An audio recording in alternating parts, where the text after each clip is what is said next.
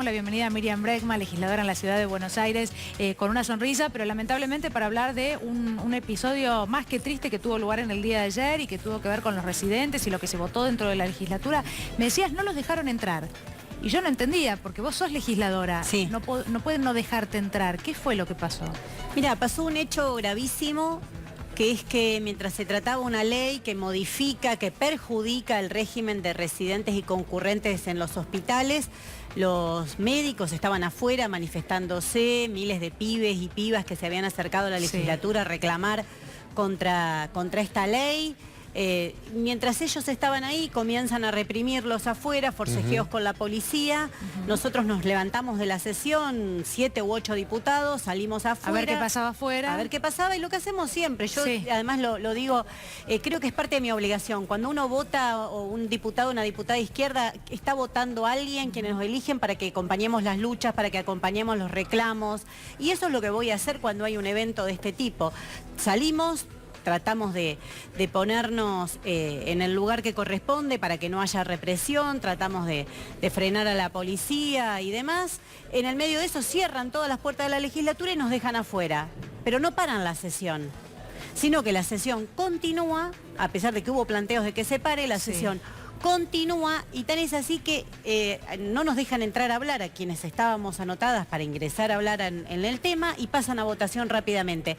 Votan la ley solo con los votos de Cambiemos, dejando a la oposición afuera. Algo que ya me parece que es un salto importante, ¿no? Porque pueden tener mayoría automática, pueden usar la legislatura de escribanía del PRO. Ahora, cuando ya no te importa, cerrás la puerta y dejás a los que tienen que votar afuera, ya me parece que es un hecho gravísimo. Ahora, Miriam, vos sos abogada. Sí. ¿Hay alguna acción legal desde el punto de vista, primero administrativo, y después, supongo yo, un amparo, una medida cautelar, porque están privando a ustedes del ejercicio de poder votar, nada más ni nada menos, ¿no? Como vos decís, primero administrativo, así que estamos en este momento presentando una nota, una presentación en la propia legislatura de la ciudad diciendo que esa votación no es válida, que eso que se votó no es válido, y explicando que fuimos impedidos de poder ingresar, y a pesar de que lo estábamos reclamando, imagínate lo que era, estaba todo el mundo llamando adentro diciendo paren, abran la puerta, no abrieron las puertas, intentamos por distintas puertas, viste que la legislatura tiene varios ingresos, estaban todos completamente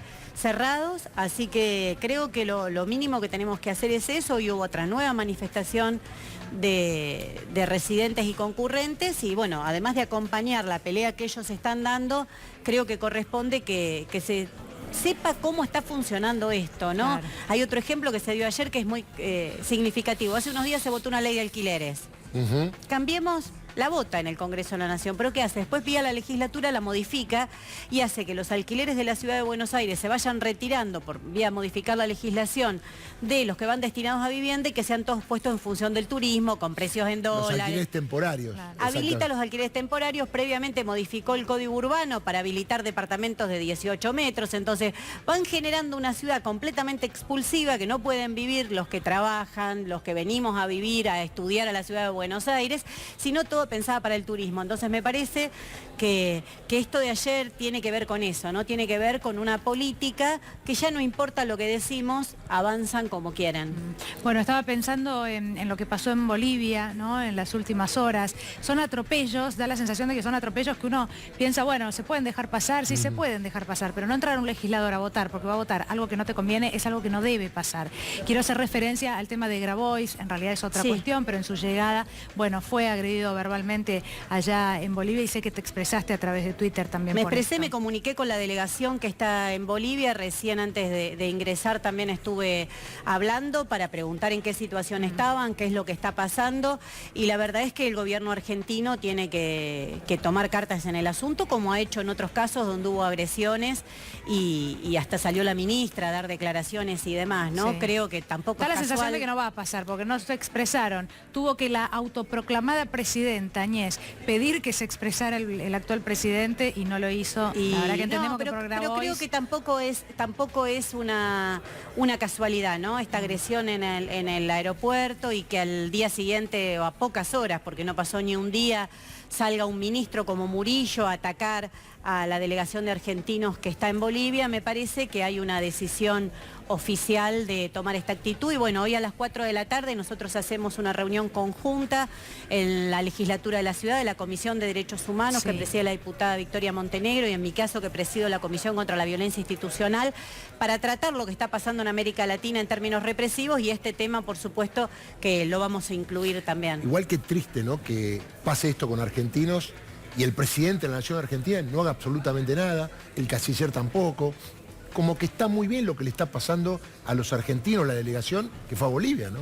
Bueno, creo que es una discusión más regional, ¿no? En estos levantamientos, rebeliones que están ocurriendo en América Latina, no solo el golpe de Estado en Bolivia, sino en el otro extremo, las movilizaciones que vimos en Ecuador contra el acuerdo del Fondo Monetario, las movilizaciones, la rebelión popular que hay en Chile y demás, asustan a los gobiernos, ¿no? Los ponen en guardia, porque creo que marcan también un límite en esta política que venían creyendo que, bueno, había ganado Bolsonaro, iban a avanzar sin límites, que la derecha avanzaba en la región, incluso nos vendían eso, que bueno, había que aguantar porque la derecha avanzaba, no había nada que hacer, y profundas movilizaciones han cuestionado sus políticas y están cuestionando gobiernos. Entonces, creo que lo de Bolivia también hay que insertarlo en ese marco. ¿Por qué, en ese contexto? ¿Por qué dan este golpe ahora, en este momento? El gobierno de Evo Morales venía cuestionado por las maniobras del propio proceso electoral. La OEA adelanta su informe, dice que las elecciones no fueron limpias en el medio de una sonada policial, es decir, hay una cierta coordinación que no puede ser casualidad y que creo que también hace que los gobiernos se alineen. Lo que se ha visto de conjunto, por un lado, es un apoyo, y por el otro lado, mucha tibieza también, ¿no? Porque uno esperaba que otros líderes regionales también puedan viajar a Bolivia, puedan tomar otra actitud, y la verdad es que estos hechos que... Sumale que ayer Piñera habló como que son fuerzas muy peligrosas las que están marchando en Chile, ¿no? Ya directamente trayendo, no es la subversión, pero más o menos parecido, ¿no? Es que de eso habla, porque nosotros tenemos un compañero en Chile, Dauno Totoro, que está siendo acusado precisamente de subvertir el orden constitucional, claro, porque habló en una asamblea en la facultad y dijo lo que dicen miles y miles de chilenos a la calle, fuera Piñera. Él planteó que había que llamar a una asamblea constituyente que sea libre, que sea soberana, que pueda cuestionar las bases del pinochetismo, una posición política. Bueno, por eso le han iniciado una causa penal. Estamos realizando una campaña internacional donde la verdad que hemos tenido una repercusión enorme de intelectuales de todo el mundo, de distintos referentes que se han pronunciado, porque lo que está avanzando en Chile es eso. Hace unos días allanaron un local del Partido Comunista, detuvieron a sus dirigentes. Está avanzando en una represión indiscriminada, porque creo que verdaderamente, como dicen ellos, están cuestionando 30 años de pinochetismo. Lo trataron de descomprimir con una asamblea constituyente, pero donde no permite el llamado que hace el gobierno, es una constituyente que no permite discutir las bases profundas que ha dejado el pinochetismo, que es verdaderamente lo que se plantea en la calle. Entonces, son maniobras que van planteando y que dejan situaciones muy complicadas lo que se manifiestan, digo, porque esto también se ve en Bolivia, ¿no? En estos días se está acordando la transición, y más allá de mi opinión muy crítica de que se pueda organizar una transición como están haciendo los parlamentarios del MAS con un golpismo. Yo creo que en una instancia donde hay resistencia en la calle, donde el pueblo boliviano se estaba manifestando, esto de negociar con el golpismo está adquiriendo legitimidad a una dictadura. Entonces yo tengo una posición muy crítica de eso. Pero más allá de eso, creo que hay una situación que lo dicen incluso cuando uno lee las entrevistas a los propios parlamentarios que están organizando esta transición. Hay más de 1000 detenidos en Bolivia.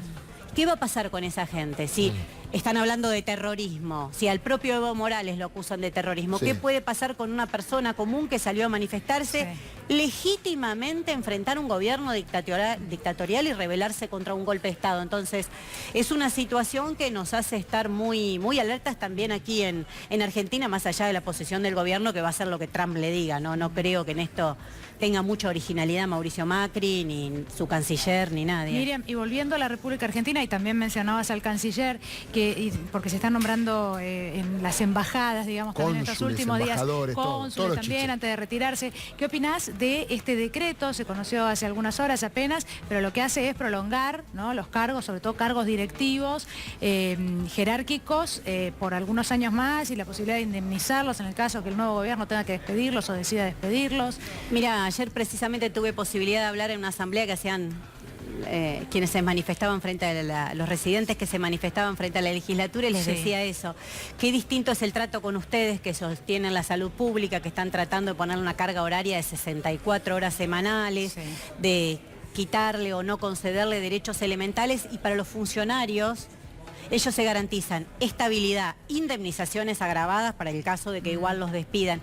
Es decir, no es que salarios altísimos. Claro, además. con salarios altísimos. No es que no tienen conciencia o que creen que esta modernización y quita de derechos laborales es fantástica. Es fantástica cuando se las tienen que aplicar al pueblo trabajador. Para ellos se reservan esos privilegios y creo que es un decreto completamente nulo. Un gobierno que se va y que lo único que intenta hacer es garantizar la perpetuidad y privilegios de sus funcionarios. La verdad que es bochornoso.